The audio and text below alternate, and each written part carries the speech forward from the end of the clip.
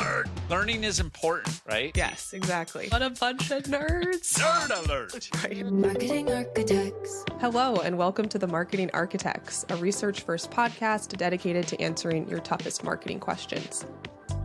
I'm Elena Jasper. I run the marketing team here at Marketing Architects, and I'm joined by my co-host, Rob DeMars, the Chief Product Architect of Misfits and Machines. I am looking forward to a heaping helping of nerdery.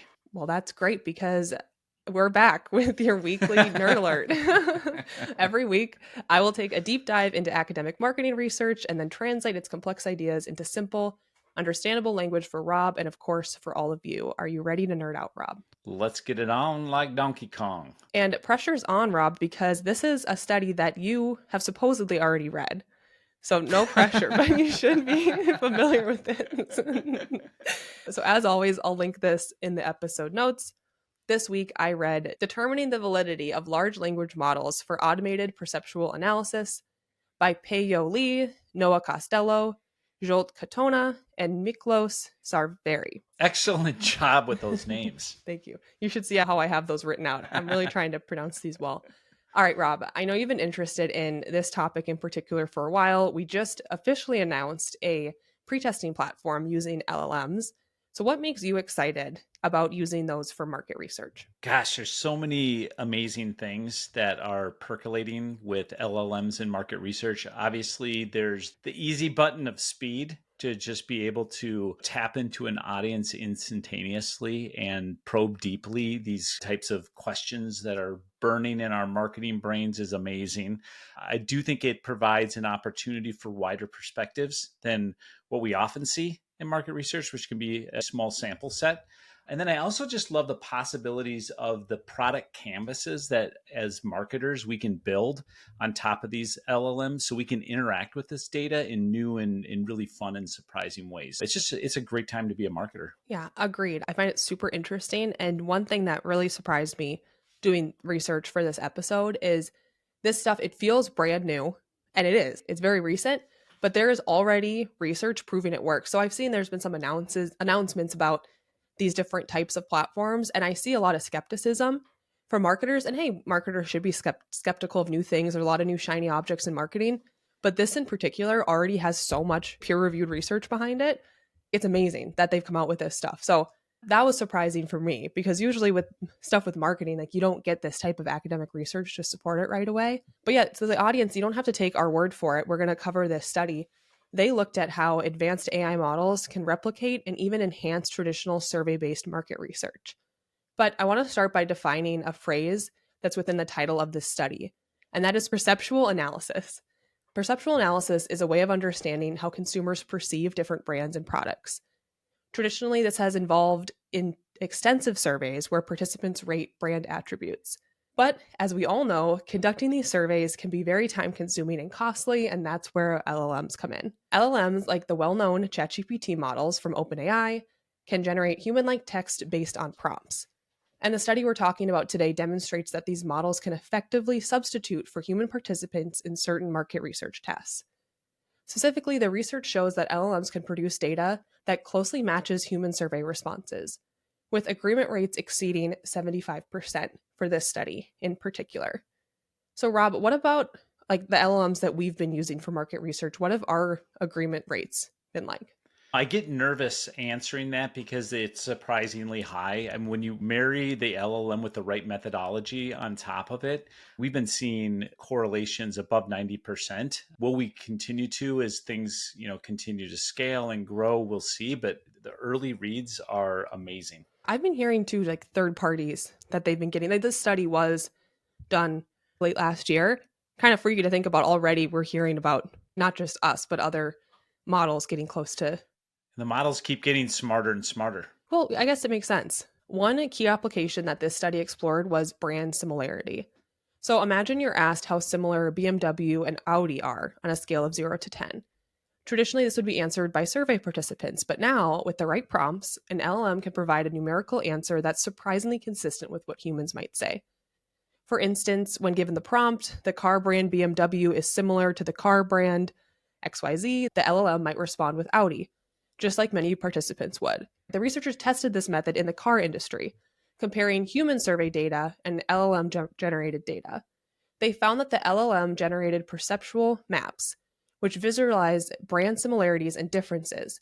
Those were very similar to those created from the human responses, but the study did not stop there. They also looked into how well LLMs could replicate more nuanced aspects of perceptual analysis, such as brand attribute ratings. For example, how consumers rate car brands on attributes like safety, economy, and sportiness. Again, the LLMs performed remarkably well, creating perceptual maps that aligned closely with the human-generated ones.